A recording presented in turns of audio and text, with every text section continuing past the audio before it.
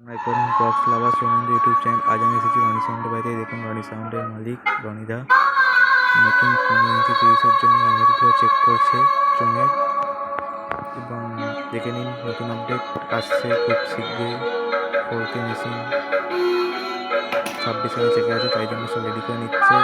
সবাই চলে আসবেন, দেখুন রনিদা কেমন চেক করছে বক্সগুলো।